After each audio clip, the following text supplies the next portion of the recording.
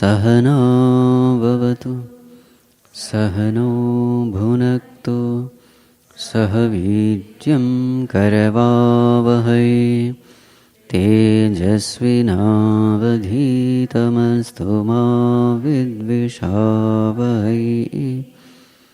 ॐ शान्ति शान्ति शान्तिः। ॐ नमो नमः। ॐ नमः।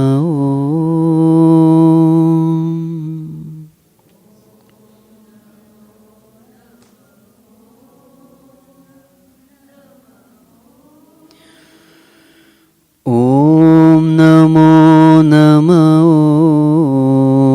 ॐ नमः।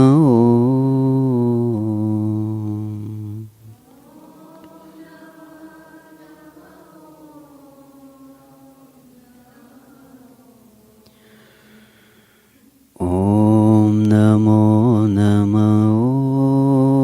ॐ नमः।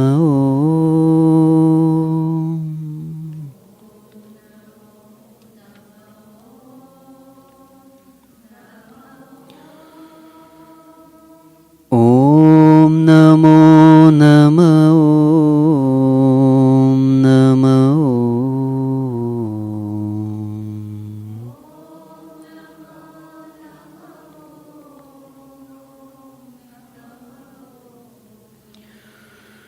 अच्युताय नमः।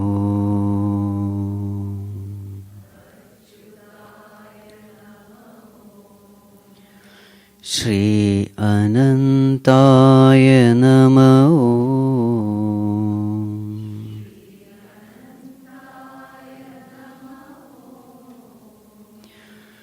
अच्युताय नमः।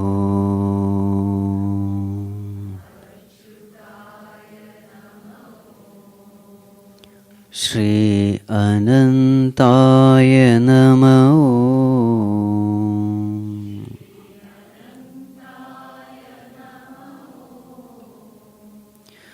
सुन्दराय नमः।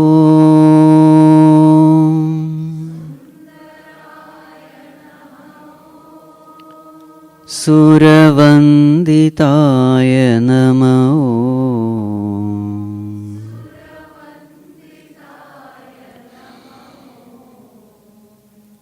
सुन्दराय नमः।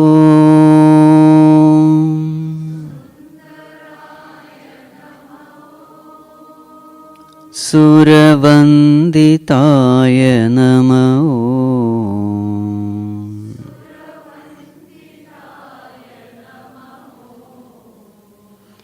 माधवाय नमः।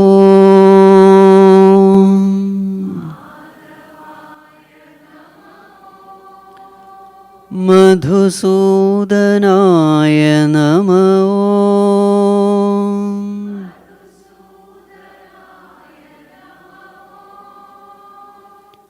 माधवाय नमः।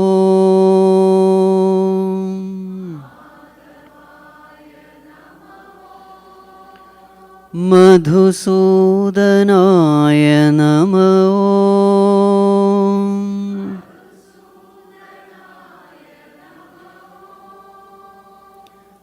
कारणाय नमः।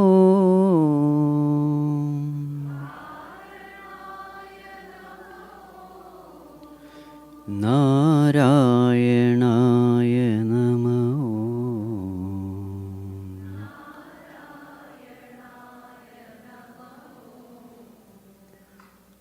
कारणाय नमः।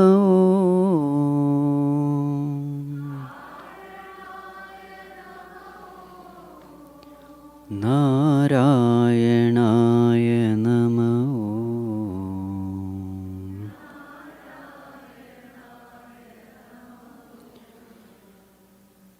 ॐ नमो नमः। ॐ नमः।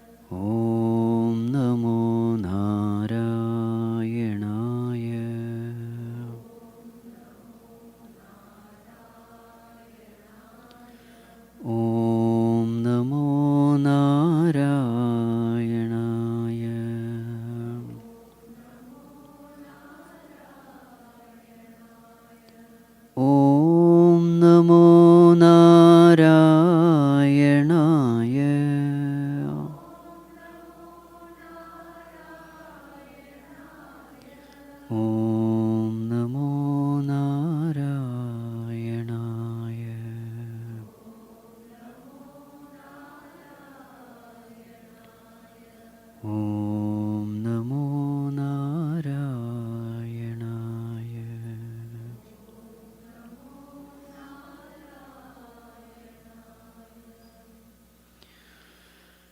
Sachidanandarupaya Vishvotpatyadihetave Tapatraya Vinashaya Shri Krishnaya Vayam Namaha.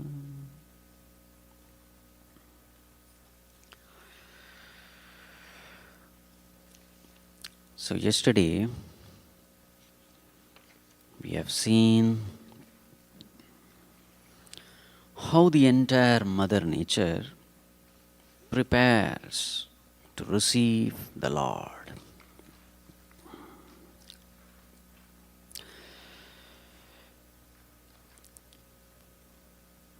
So yesterday we also saw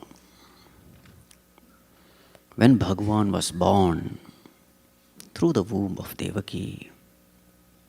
So what was that form of the Lord? So verse number 9 and 10. Tamadbhutam balakamambujekshanam Chaturbhujam śaṅkha gadā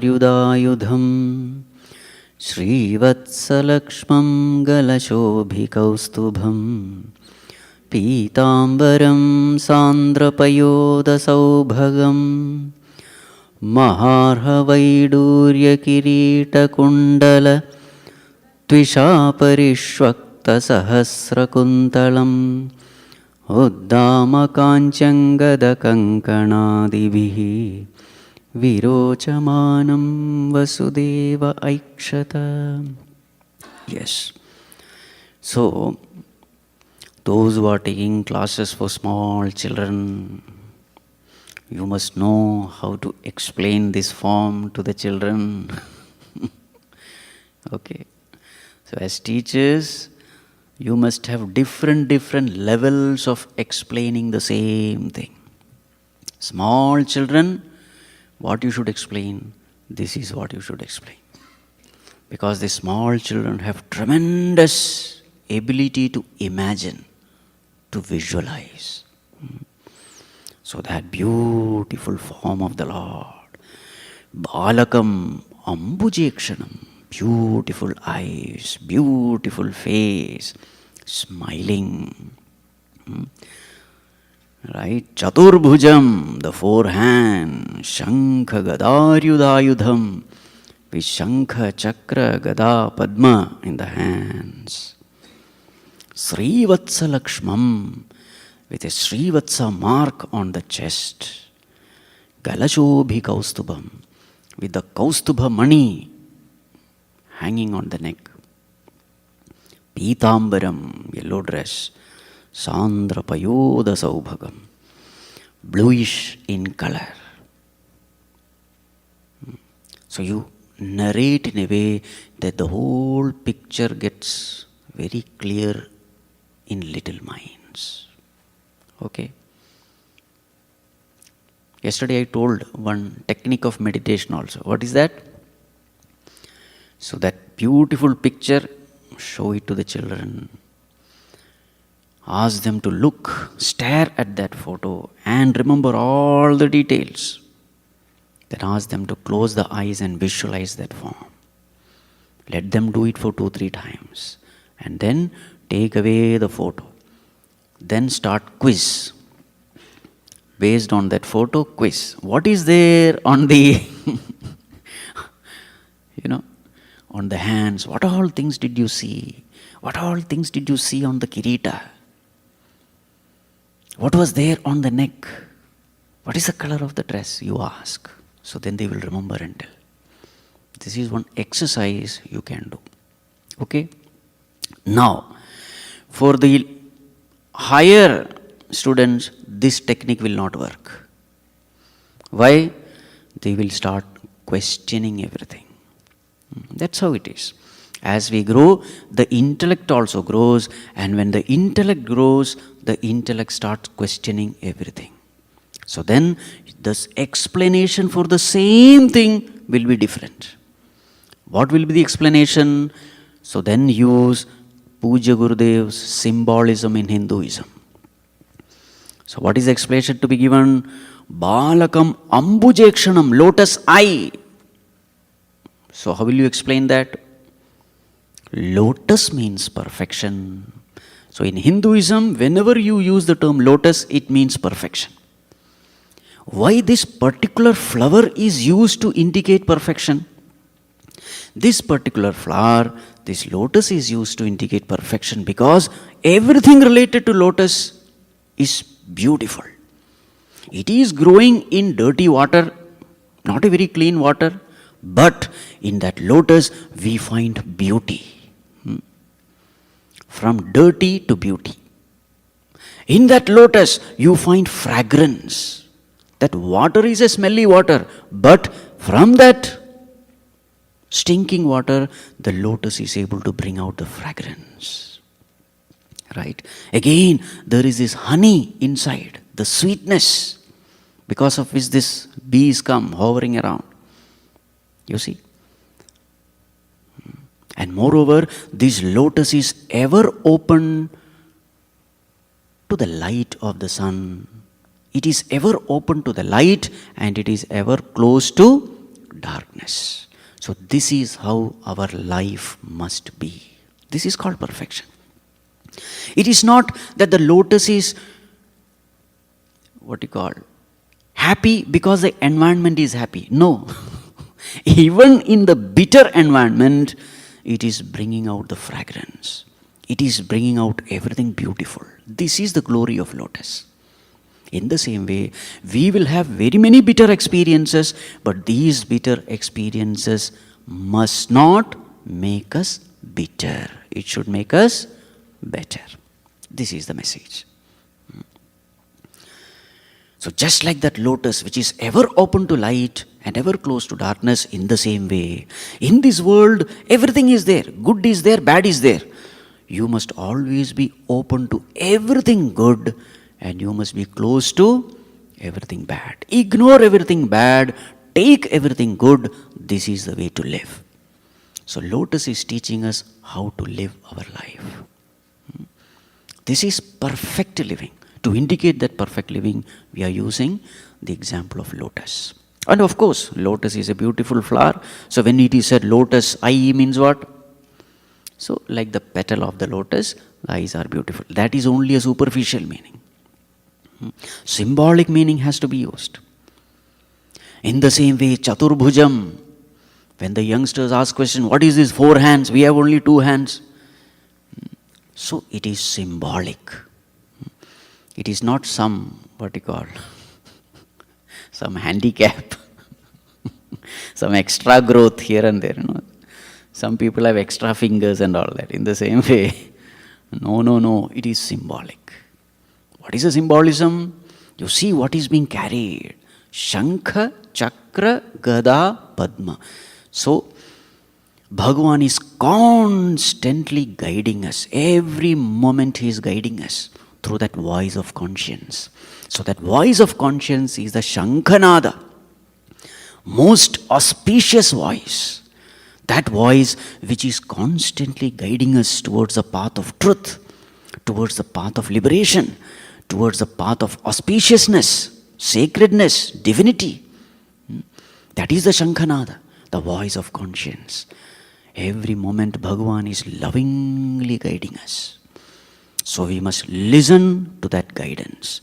And if you are listening to this guidance, everything auspicious will happen to you.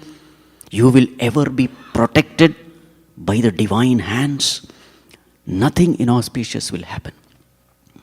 Because it is Bhagavan's promise, Name Bhaktaha Pranashyati. My devotee shall never perish. Who are Bhagavan's devotees? Those who listen to him, those who obey him. Whatever pleases Bhagavan, those who do that, they are called as devotees. Whatever pleases me, I will do. That is not the sign of a devotee. That is a sign of ego. Sign of Sharanagati is, I do what pleases Bhagavan. They are called as devotees. And what is the promise of the Lord? name bhakta pranashyati. So those people who listen to the Shankhanada, what do they get? So Śaṅkha, cakra, gadā, padma, they get padma. Padma means perfection. They attain to the state of perfection. They realize their perfect self. They attain that nature, Satchidananda Swarupa. That is lotus. But then sometimes, tempted by these worldly pleasures, we don't listen to that voice. Sometimes we forget God. Sometimes we disobey God. At that time what happens? There is gadā. What is gadā? He will knock us now and then, set us straight. Little sufferings come, little pain comes. So all these pains and sufferings are only to correct ourselves, to set us right. So warning signals come. If you are not listening to the voice from within, the first warning comes as the conscience prick.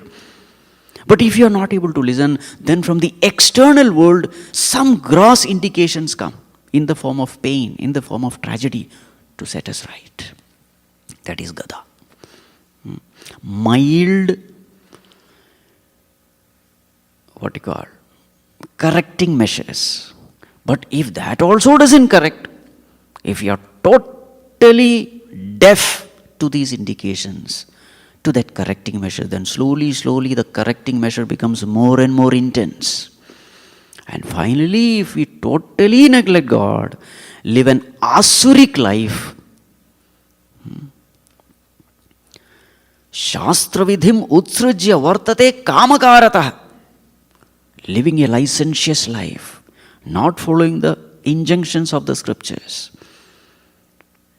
not listening to the wise people in the society, becoming a threat to the whole world with our selfishness, narrow-mindedness, sensuality, then comes what? Cakra. Bas. Then the destruction is the final option. Samadhana bheda, if it doesn't work, then the final thing is danda. So this is the way the youngsters have to be. Right.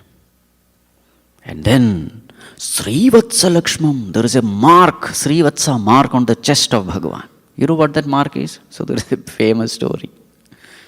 How did that mark on the chest of Bhagavan come? So that mark is called Śrīvatsa. So in an assembly of the sages, there was one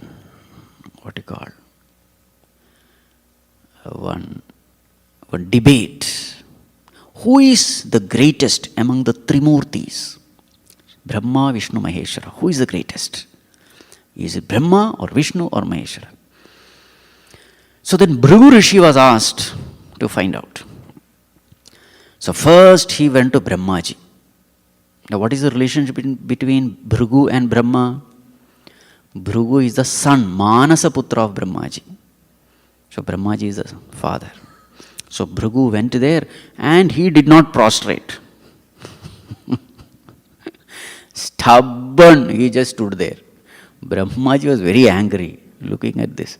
But he did not say anything. With great difficulty, he controlled his anger and kept quiet. Okay. Then Bhrigu Rishi went to Kailasa, Lord Shiva. Shiva Bhagavan came running to embrace him. Bhrigu said, "Go away, you are an impure fellow, I will not embrace you." Shiva became very angry and he was going to attack Parvati Amma. She came and interfered, stopped. Then he went to Vaikuntha. Bhagavan was lying there. He gave one kick to the chest of Bhagavan. And then Vishnu Bhagavan, he immediately got up. And then he said, "Oh Rishi, please forgive me. Such a great Rishi like you came and then I am lying down like this. No, this is improper. Now to remember this mistake which I have done, I will always keep this mark.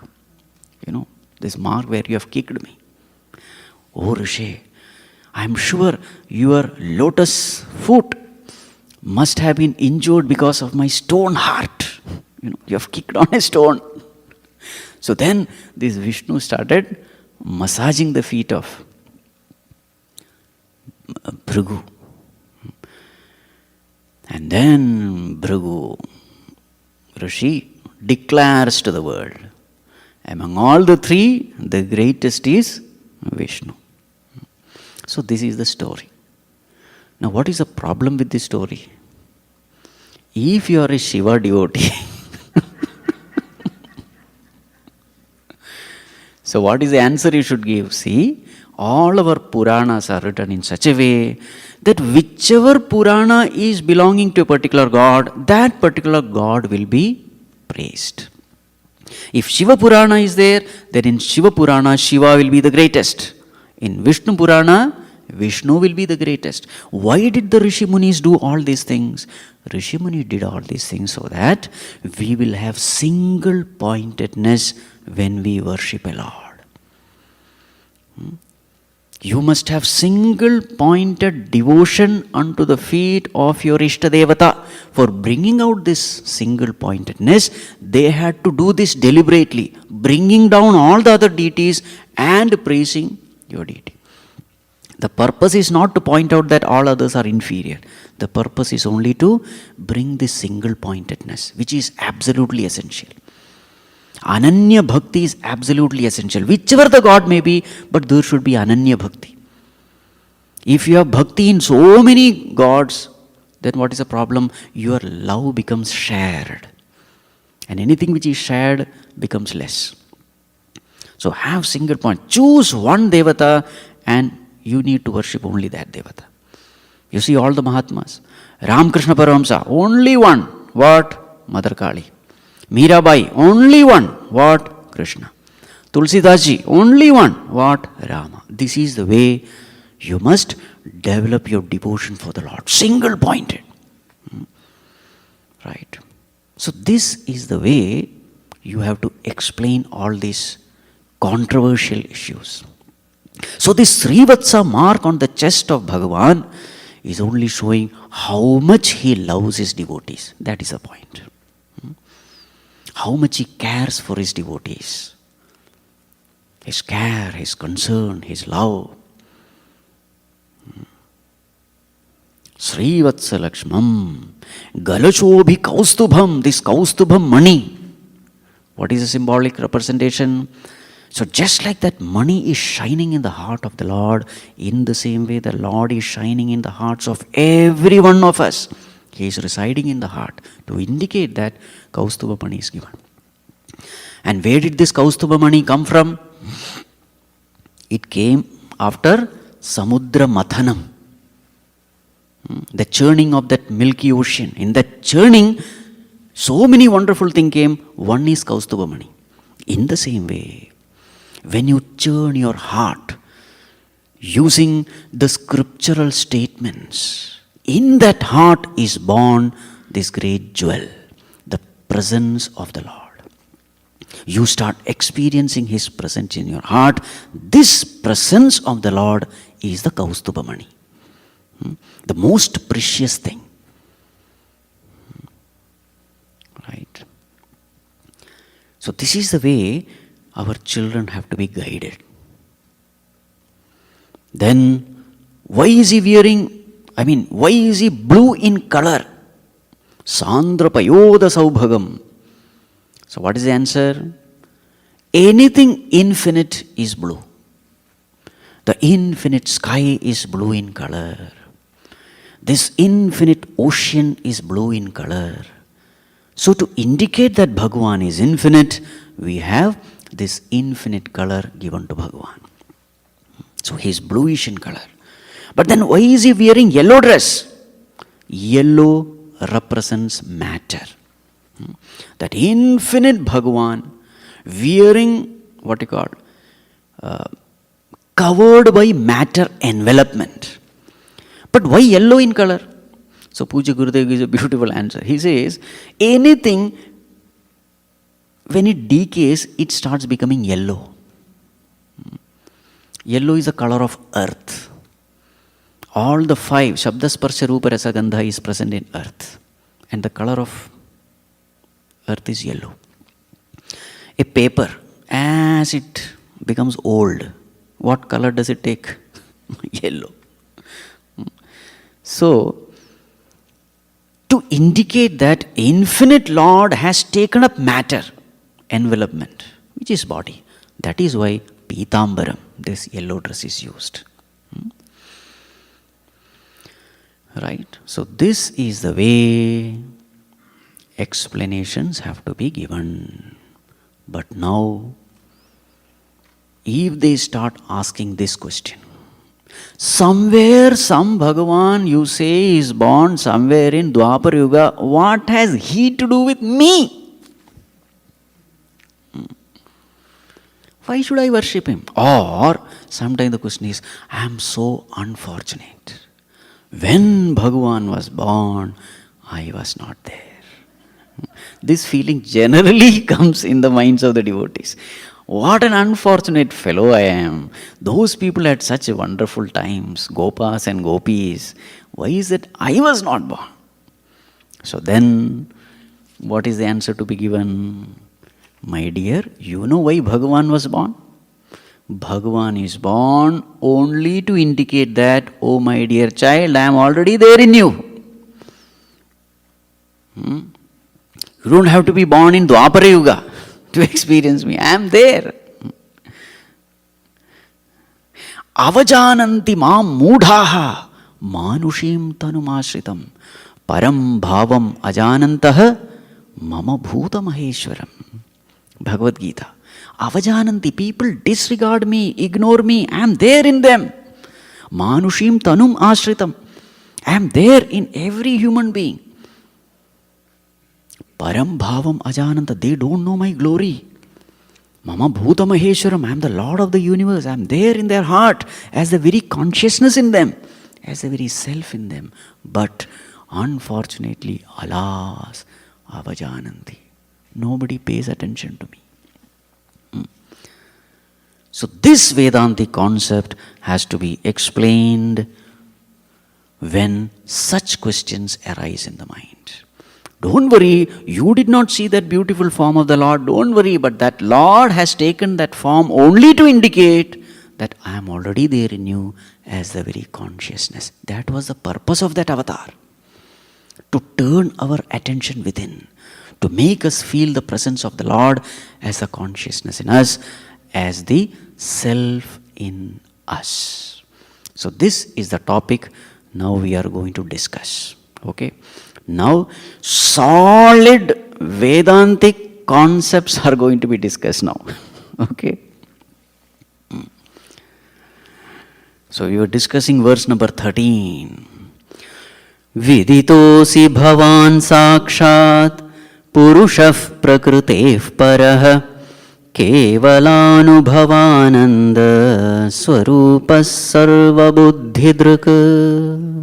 Yes, Bhagavan, I see you. So now this Vasudeva, though he is seeing Krishna there in front with all the four hands, etc., beautiful form. Now this is the stuti of Vasudeva. Bhagavan, I know who you are. This form, don't try to delude me with this form. You are none other than the self in me, the consciousness in me. So the description is all about the self. Who are you? Sakshat Purushaha. You are that supreme being. Prakritehe Paraha, which is beyond Prakriti. You have nothing to do with matter.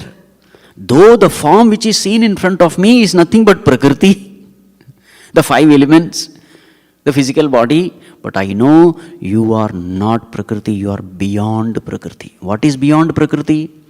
What is beyond five elements? What is the only thing which is beyond five elements? Consciousness. Consciousness has nothing to do with elements. Understand this. And what is the nature of consciousness? Sarva buddhi druk. Where do you find this consciousness? It is always there as a witness of our thoughts. And what is his nature? Kevala anubhava ananda surupaha. Satchidananda surupava. Anubhava means experience. Consciousness is something which we experience every moment. So, existence, consciousness, bliss. This is your nature. So now if this is the definition of Krishna, where is he? Do you have to be born in Dwapara Yuga to experience him? No, he is right here. Every one of us, we are experiencing him. This is real Krishna, okay? Every moment that consciousness is shining in our heart as awareness, we are aware of everything in his light. This way, we have to understand Krishna. So then we find that Krishna is always with us. Now, the topic taken up is, how did this world come into existence? So here, this topic is very important because now what is going to be discussed is, this world has no separate existence on its own. It is nothing but a projection on consciousness. This is the topic. The whole world has no independent existence. It is existing upon consciousness, the self, the I in us. Right? Just like the whole movie exists on a screen, what exists is not the movie, what exists is only the screen. The whole movie is a projection on the screen. In the same way, the whole world which we see to be so real and solid, it has no existence on its own. It is existing upon the self. The self is giving existence to the world. This is the topic. Right? So now, the first question which normally the seekers ask is, what is the need for projection of this world? People ask, why did God send me to this world? I did not ask him. Why did he send me? It is because he sent me to this world that I am suffering. So who is the cause of all my suffering? Bhagavan is the cause. Without taking my permission, he sent me to the world. So, to answer all these questions, our fundamental should be very, very clear. So, this consciousness which we are experiencing, this aham in me, the I, this is the reality, this is the substratum. Okay? That is represented by Om. That Om means I, the pure I. Not the impure I, not the ego. The pure I, which is pure consciousness. Upon this consciousness, the world is projected. But the question is, why is the world projected? So the reason is, we. We means vasanas. We means desires. So I desired the world, so therefore the world is projected upon consciousness in me. I desired it. Remember, God did not desire. I desired it. But why did I desire? I desired it because I thought world will give me happiness. What I want is happiness. I thought the world will give me happiness, so therefore, with my permission, the world was projected in me. But then why should I seek happiness when I am already Ananda Swarupa? The very fact that you are seeking happiness shows that you don't know who you are. So the starting point is avidya, self-ignorance. I don't know who I am. So Bhagavan Shankaracharya uses these three terms, avidya, kama, karma. From avidya comes kama, desire for the world. And from desire comes karma, actions in the world. So this is the sequence. I don't know who I am. Ananda is already my nature, but I don't know. And because I don't know my own self, the true nature of myself, I have a desire for happiness in the outer world. So V means vasana. You can put even ignorance also, avidya also you can put, nothing wrong. So this Om, the pure consciousness, upon this pure consciousness, so each and every one of us, we are none other than Paramatma, ignorant Paramatma we can say, not knowing oneself. And now we have a desire. Desire for what? Desire for the world. Why am I desiring the world? Actually it is not the world which I am desiring, it is happiness which I am desiring. But then I think world will give me happiness, therefore I am desiring the world. And the moment I have this desire, three things have to come. The moment I desire a world, three things have to come. What are the three things? The field of experience, number one. The instruments to experience, number two. And the experiencer. These three has to be there. If I want to experience the world and derive joy out of it, three factors have to be there. What are they? The field of experience, which is here represented by OET. The instruments of experience, which is represented by BMI. And then the experiencer. Who is the experiencer? PFT. I hope you know all these full forms. BMI is body, mind, intellect. PFI is perceiver, feeler, thinker, PFT. And OET is objects, emotions, thoughts. Right? So here is a person who has desire to become a great football player. So what will happen? What will be the OETs? So who is desiring? Om is desiring. What is the desire? To become a great football player. So where will it go? It will go in V, the vasana, the football vasana. So this football vasana will push him into a world, or rather upon him the pure consciousness, a world of football will be created. So if he has to become a great football player, what all are the objects needed? First of all, football is needed. Then there should be admirers. Then there should be a stadium. Then there is a football world of its own. Everything will come in O. Then there are emotions.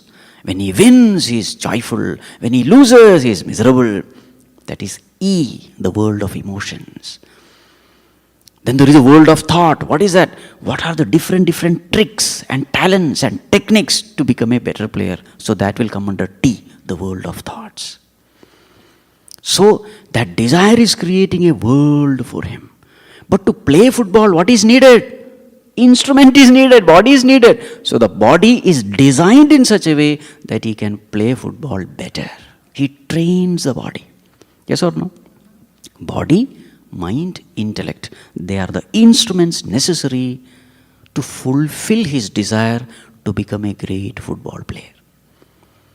But then who is experiencing it? The PFT. He is the one who is experiencing the joys and sorrows. Who is this PFT?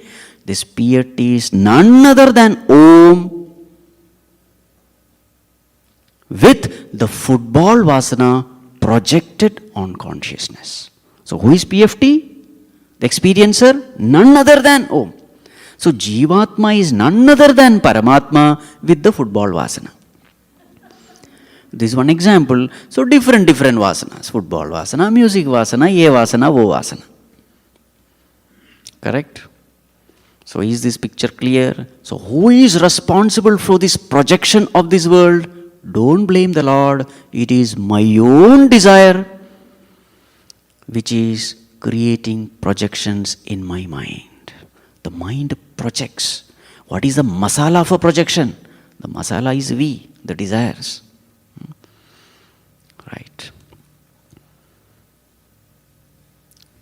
So we create world for ourselves through our vasanas. And what will happen if the desires stop? Can we stop all our desires?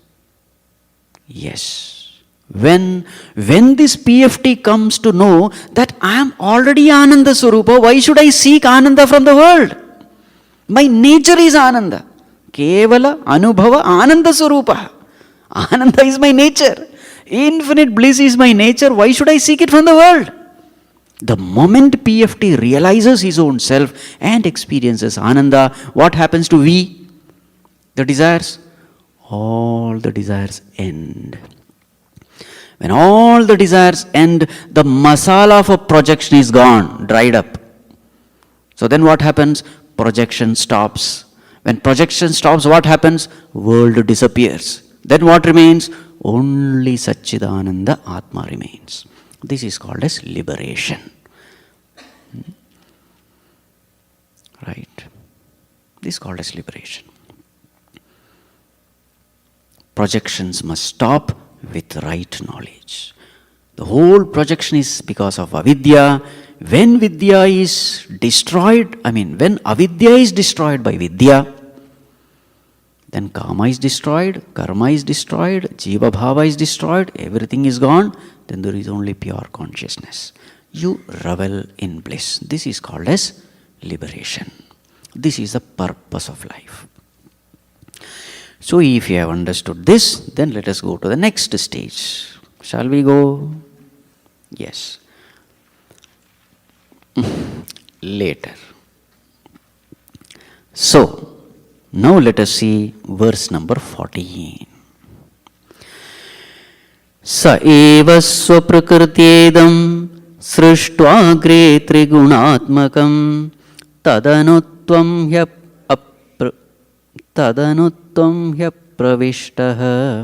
pravishta iva bhavyase.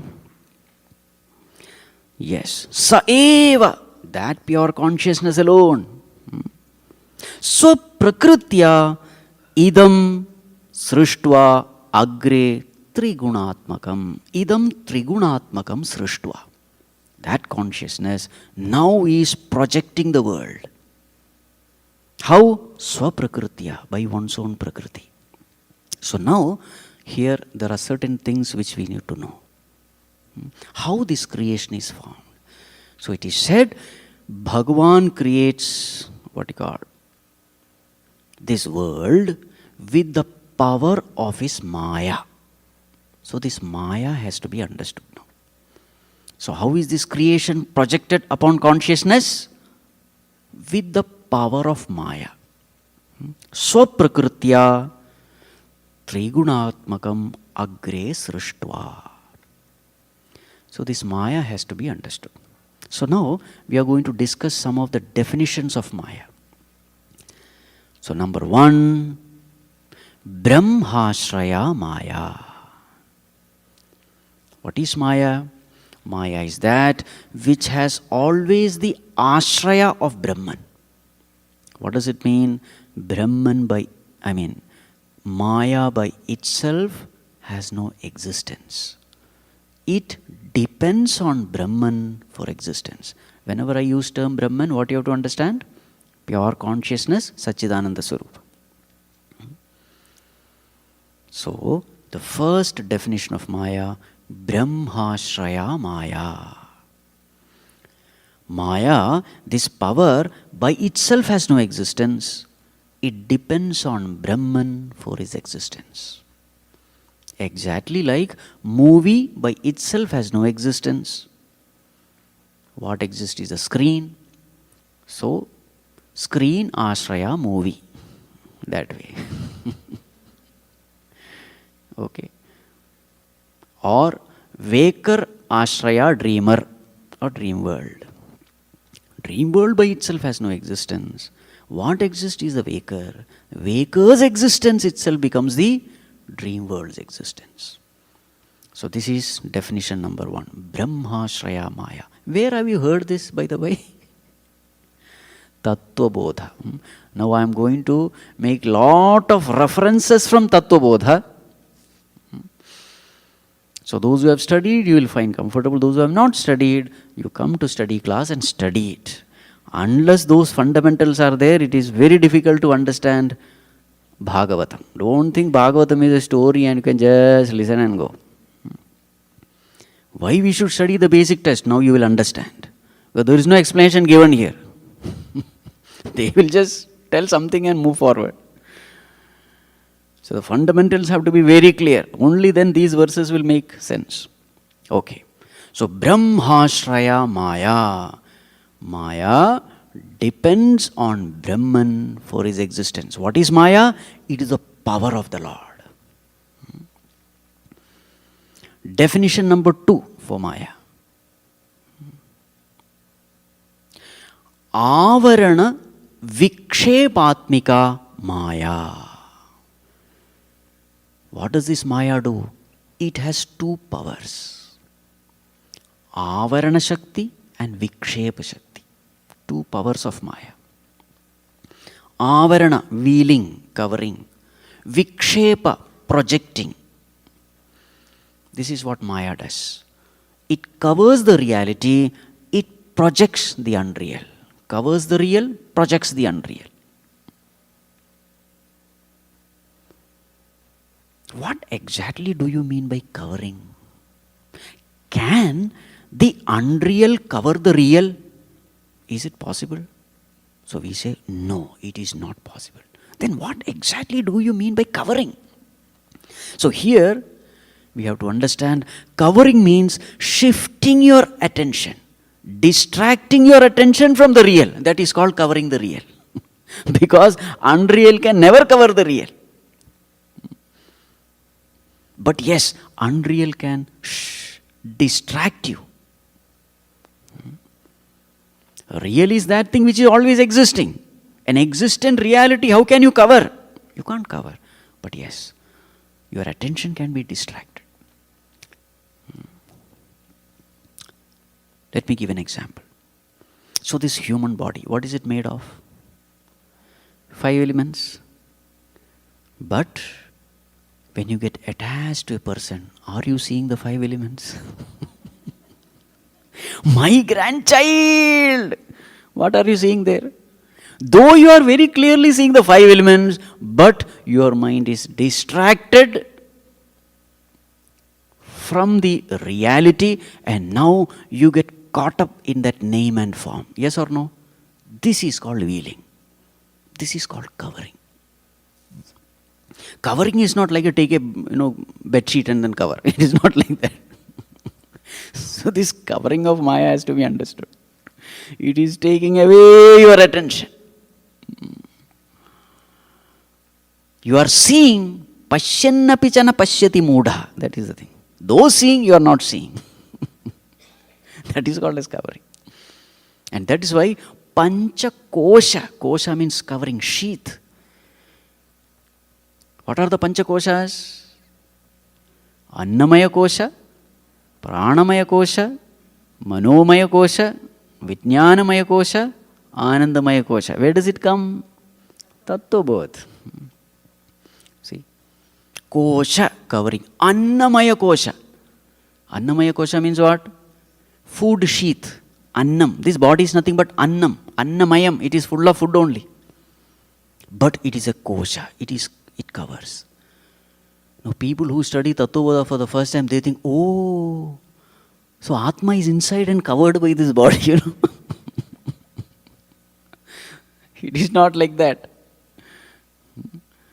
It's not that there is something inside and you cover like a packet, or they give the example of sword kept in that cover. It is not like that. Your attention is so much upon the body that your attention is distracted from consciousness. That is called covering. Consciousness is always there. But where is your attention now? Not upon consciousness, but upon the physical body. Now you are worried about your birth, death, disease, old age. That is called as covering.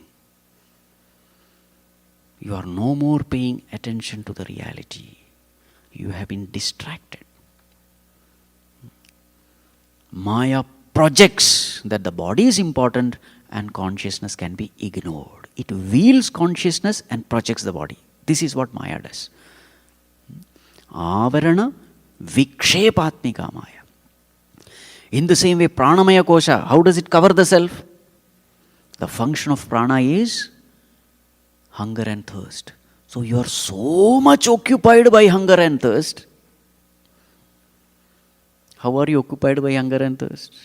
Varieties of cuisines, recipes.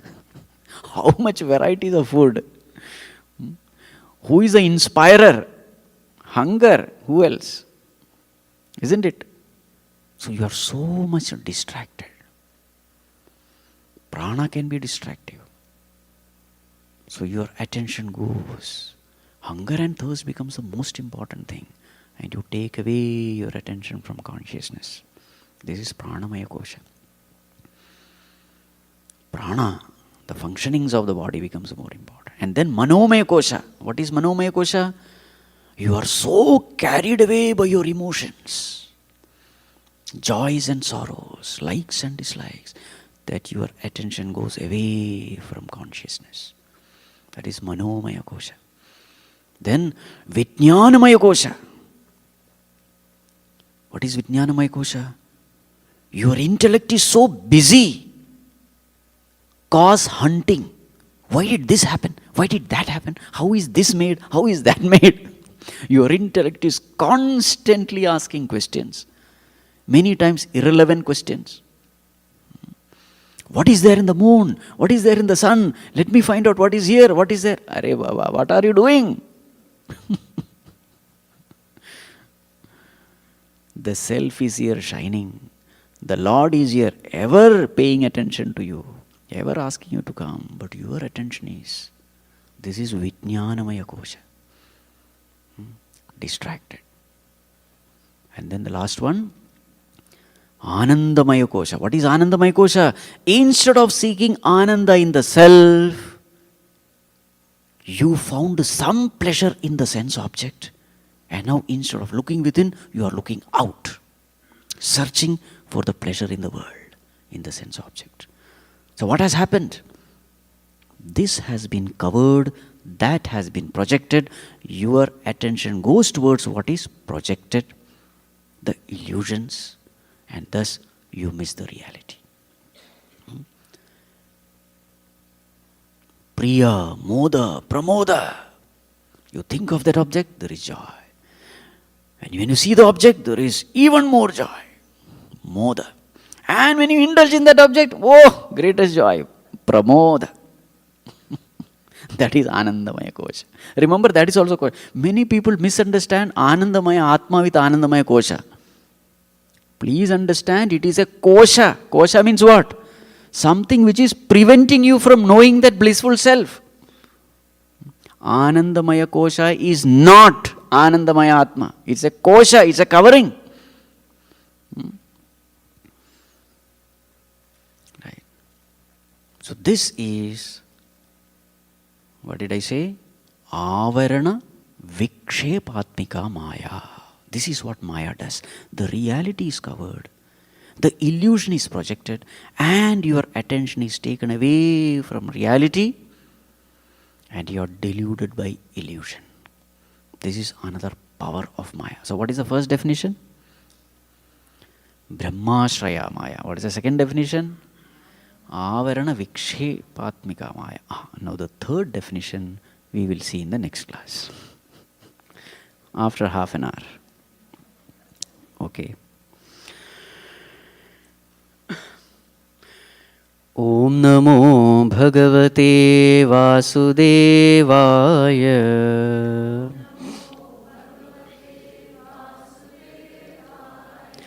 Om Namo Bhagavate Vasudevaya.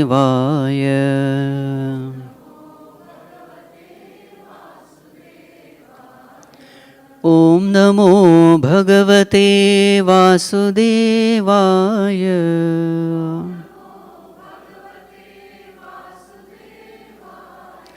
Om Namo Bhagavate Vasudevaya.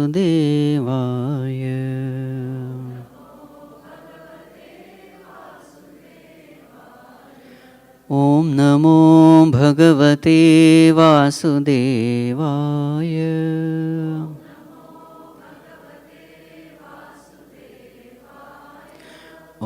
Namo Bhagavate Vasudevaya.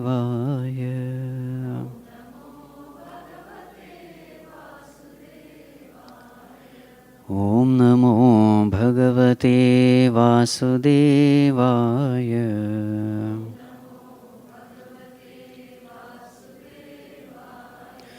Om Namo Bhagavate Vasudevaya.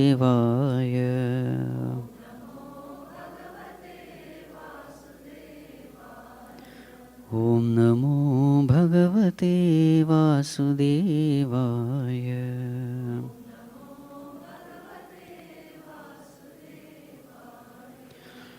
Om Sarve Bhavantu Sukhinah. Sarve Santu Niramayah. Sarve Bhadrani Pashyantu. Ma Kasyat Dukkha Bhag Bhavet. Asato ma Sadgamaya. Tamaso ma Jyotirgamaya. Mrityorma Amritam Gamaya. Om Shanti Shanti Shanti.